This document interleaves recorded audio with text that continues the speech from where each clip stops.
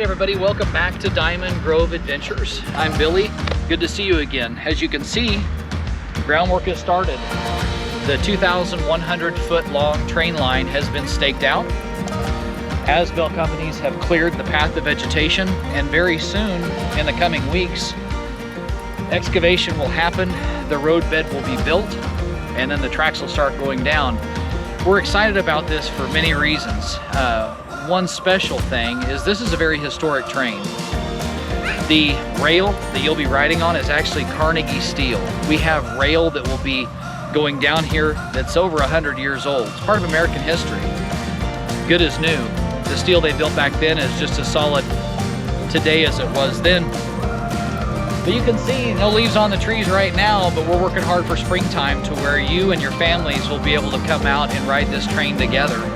It's going to be about a 20-minute train excursion through the woods. Beautiful scenery here in Diamond, Missouri. Beautiful things to come. So we wanted to give you kind of a sneak peek before the big stuff happens. Right behind me here is where the boarding station will be.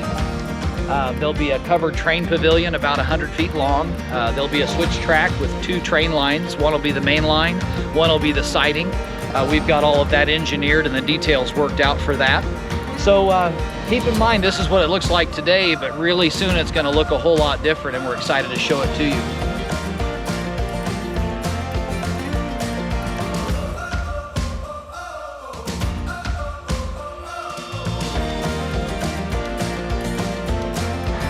I'll tell you what, it is a cold winter day here in Diamond. We're going to take you now inside at Sappington and Company Metalworks in Racine, Missouri. You are going to be so excited to see what's happening with this train. We have this historic train. It's going through a complete transformation, and we're getting ready to tell you about all the details coming right up.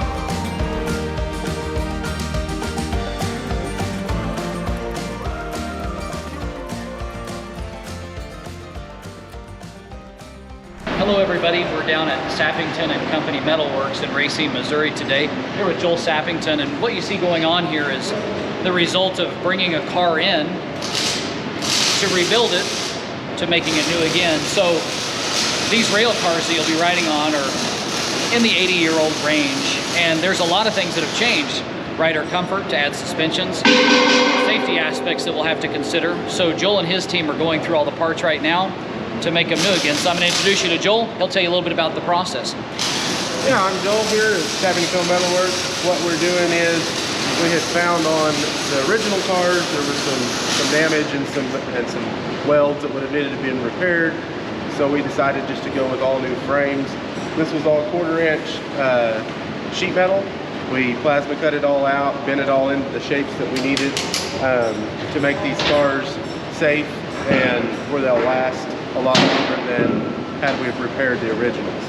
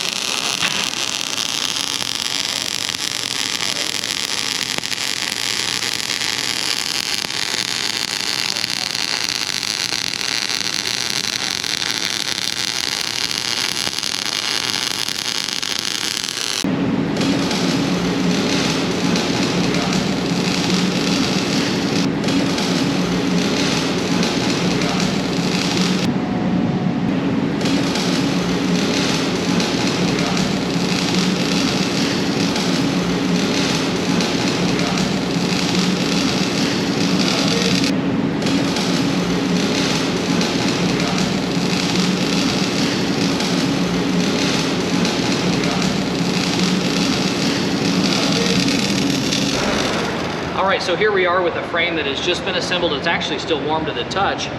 They've gotten through welding all of the pieces together. Now, if you look real close here, I don't know how many of you out there are welders, but that is one of the prettiest seams you're ever gonna see. Quality all the way, welded front and back, inside and out. to make sure this frame is something that's going to last a really long time. So one thing that we've decided, because our train at Diamond Grove Adventures is going to be a mine train.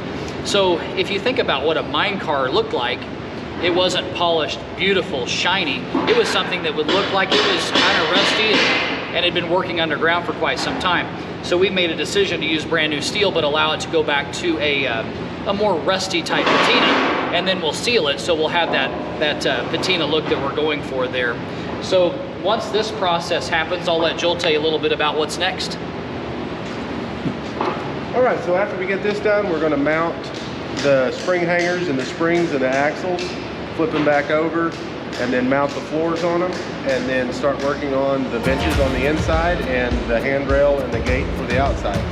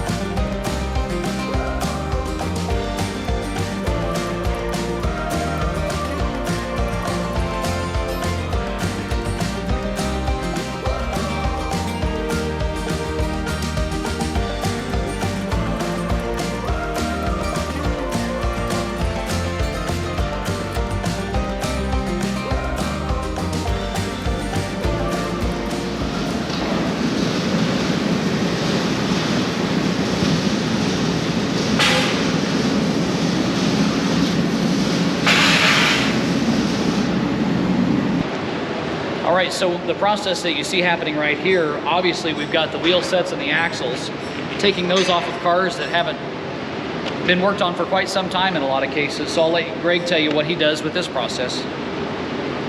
So right now what I'm working on is I'm removing the actual wheel assembly, pulling out the bearings, ensuring that those are all up to quality. We're also removing the saddle mounts for the new suspension system on the cars. So you can see right here behind us, these are a lot of the wheels that Greg has already disassembled. Where you see all the grease is where the bearings were, taking those out, cleaning them to make sure that there's nothing inside those bearings that would cause a failure. New caps, everything sealed tight, so when they're on the rails, it'll be something that we'll maintain, but should last us a really long time. So Joel and his team, they brought these cars in one at a time, took them apart, which was very difficult to do. We all know they built things to last back then, so it took a lot of man hours to do this. What you see here are the knuckle couplers, and this is what joins the cars together. Now these pieces are great. They're all functional. They'll be sandblasted, repainted. All the mechanical aspects will be greased and gone through, and these will be reattached to the cars once they're built. So the frames that they're working on will be brand new. The suspensions will be brand new. The couplers are as good as they were when they were built, so that'll be something that'll be used as well. And then you see behind me here, this is one of the wheel sets that still has the axle. Now, Greg was talking about a saddle mount, and something that's unique about these is this allows movement on the axle. The difference is there is no bearing, so it relies on overfill on the grease cert to essentially lubricate this. So we have 2 points of movement. Inside the wheel is the bearing, and then you've got the saddle mount that also allows the movement. So what we're gonna do is actually lock that to where the axle will be fixed and the bearings will turn freely, and then they will be serviceable from the outside.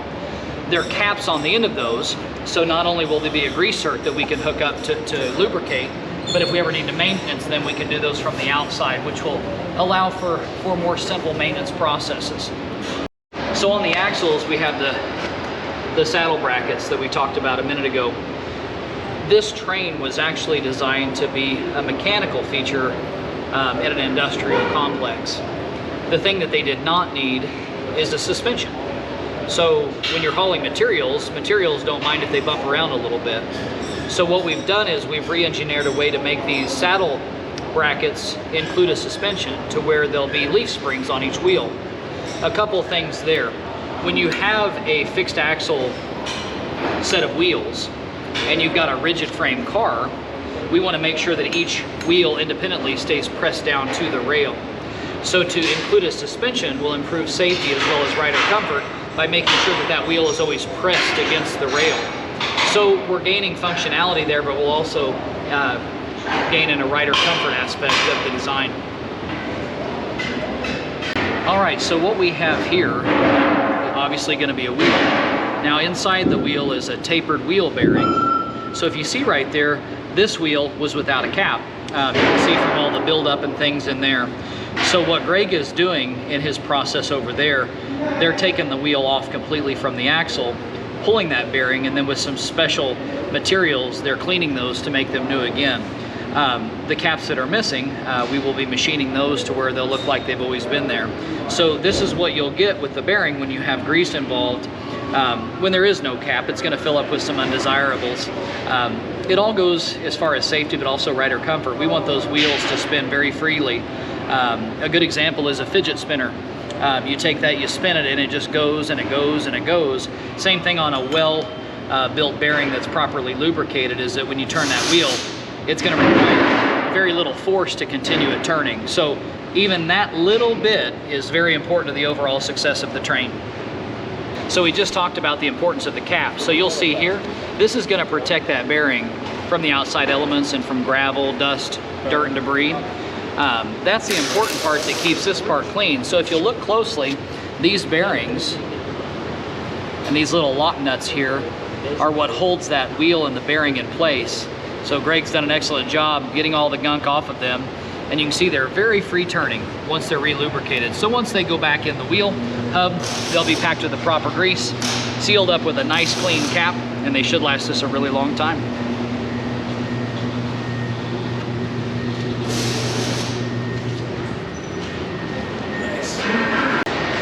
So I wanted to show you something a little bit about this rail. So we've got rails from a few different manufacturers across the country. Now this is all American steel. Some of it is dated as back as far as 1916 out of Chicago. We have a lot of Carnegie rail as well. So we thought it'd be fun to bring down a little loose piece here. Joel cut that open for us today. Take a look at that. So you see the patina that's on the outside of the rail, but that's a fresh cut. Look how pretty that steel is. You can see that there's really no failure on the steel at all. Still solid as it ever was. They say steel that was made long ago right here in the United States of America is better than stuff that's built today. So something that you'll find really interesting is we're going to have some of these pieces available once we open up in our gift shop. So you'll have the opportunity to own a piece of 100-year-old American steel.